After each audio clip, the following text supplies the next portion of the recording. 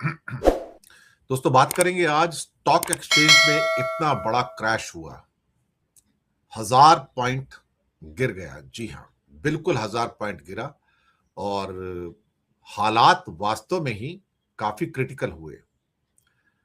ऐसा लगा कि मार्केट के ऊपर एक खौफ छाया हुआ था।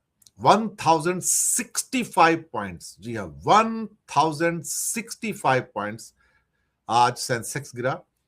353 पॉइंट आज निफ्टी भी गिरा। इसने काफी हलचल मचाई और जो सुर्खियां निकल कर आई वो ये थी कि 10 लाख करोड़ स्वाहा हो गए। जी हाँ, 10 लाख करोड़ आम आदमी का स्वाहा हो गया।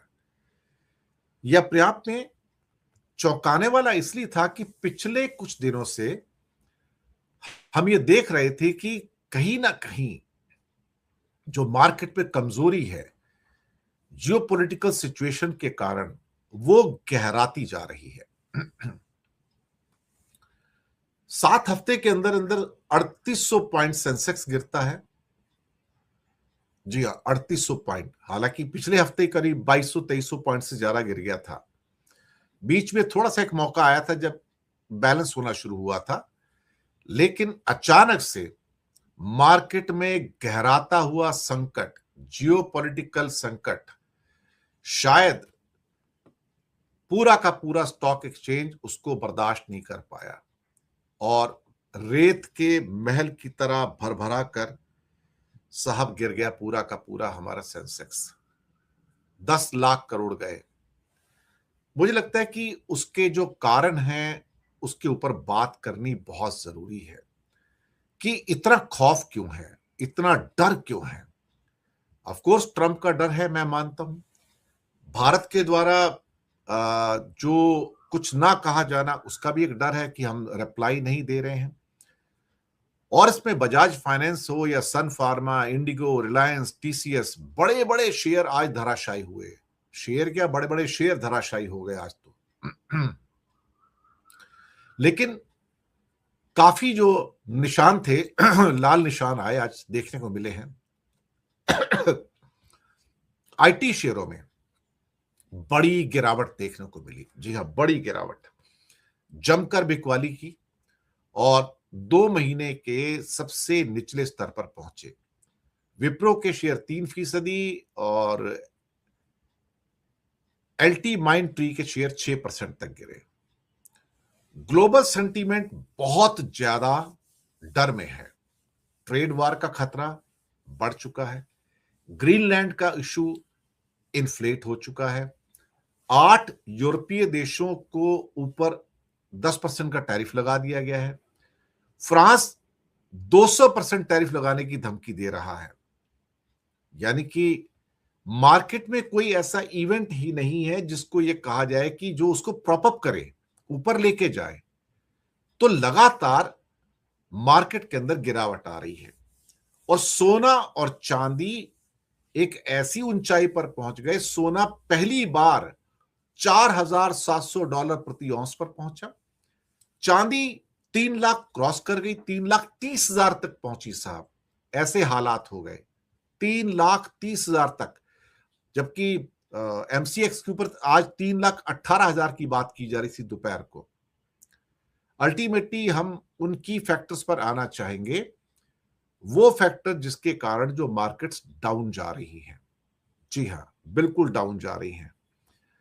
तो देखते हैं एक एक करके कारण कि वो क्या हो सकते। पहला, अब हमारी ट्रेड डील तो पीछे हो गई, अब ट्रेड वॉर की बात हो रही है कि जो ट्रेड वॉर के जो कंसर्न्स हैं, यानी कि यूरोप वर्सेस अमेरिका, ये खुलकर सामने आ गया। तलवारें खिंच चुकी हैं यहां पर।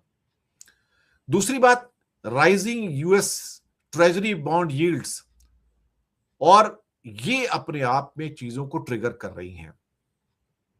यूरोप और यूएस की जो आपस में जो वॉर है, ये तो ऐसा लगता है भाई बहन ही आपस में लड़ पड़े हैं और इसका सारा असर भारत की मार्केट पे आता है और आएगा भी आएगा, इसमें कोई शक वाली बात ही नहीं है भाई। Ultimately rising US and Japanese bond yields, इन्होंने रूपी को और परेशान किया। रुपया भी आज 91 रुपीस के नीचे चला गया, आपने देखा ही होगा। तो सिर्फ यही नहीं टूटा, रुपया भी टूटा, लेकिन रुपया उतना नहीं टूटा जितना टूटना चाहिए था। हमारी उम्मीद थी कि शायद ज्यादा टूटेगा, उसका आपको कल परसों शायद इस हफ्ते असर देखने को मिले। दूसरी बात, फॉरेन इन्वेस्टर्स लगातार बेच रहे हैं। मैं प्रतिदिन बात कर रहा हूं उसके ऊपर, शायद इस चैनल के ऊपर कोई एक दिन नहीं जा रहा है जब मैं किसी न किसी प्रोग्राम में ये नहीं कहता हूं कि फॉरेन इन्वेस्टर्स बेच रहे हैं। मंडे यानी कि आज 3,262 करोड़ की इक्विटी शेयर बेच के चले गए। वो साहब डेली बेच रहे हैं।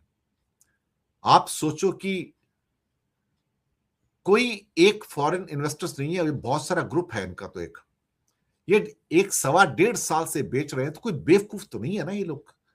कुछ तो इनके अंदर समझ होगी ना, ये बेच रहे हैं मार्केट के अंदर। उनको मालूम है कि इंडिया की मार्केट वीक हो रही है। मैं आज दोपहर को एक एग्जांपल दिया, मैं आपके सामने देना चाहूंगा।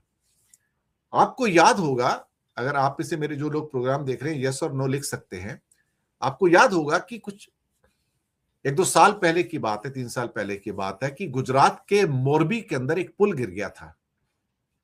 आपको याद होगा, वो रस्सियों वाला पुल था, पेडेस्ट्रियन के लिए पुल था, वो उस पर गाड़ियां नहीं चलती थी। और जब वो गिरा था तो उस पर 130-140 लोगों की मौत हो गई थी। आपको यह भी याद होगा। अगर नहीं याद तो आप मोरबी का पुल जो गुजरात का था उसकी दोबारा से हिस्ट्री निकाल के देखेंगे, लेकिन आपको याद होगा कि मोरबी का पुल गिरा था, पेडेस्ट्रियन पुल था। क्या हुआ था, ठेका किसको दिया था? ठेका मोदी जी के दोस्त थे, अजंता वॉचेस। आपको अगर भूले नहीं तो अजंता वॉचेस। मैं आज जो अर्थव्यवस्था की हालत है उसको मोरबी के पुल से इक्वेट कर रहा हूं, मोरबी के पुल से। दरअसल उसको कई करोड़ रुपए का ठेका दिया गया था कि इस पुल को तुम्हें ठीक करना है, सारी लोहे की रस्सियां हैं, नई लगानी है, सब कुछ करना है।